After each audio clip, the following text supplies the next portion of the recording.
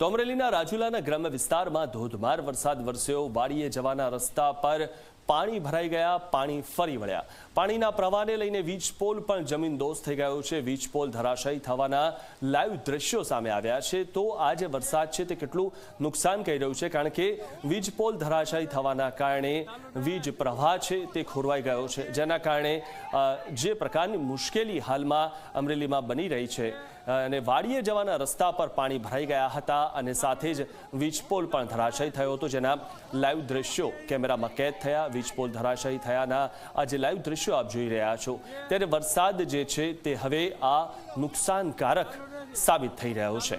તો ખેતરોમાં તો નુકસાન કરી રહ્યો છે, સાથે આ રીતે જે વીજ પોલ ધરાશાયી થઈ રહ્યા છે, જેના કારણે વીજ પ્રવાહ જે છે તે આજુબાજુના વિસ્તારમાં જતો રહ્યો છે, જેના કારણે ફરીથી તેને હવે પૂર્વવત કરવામાં આવશે।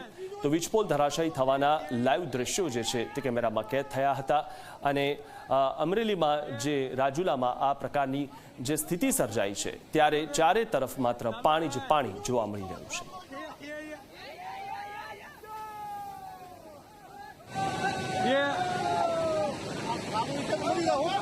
ચાલુ રહે, ચાલુ રહે।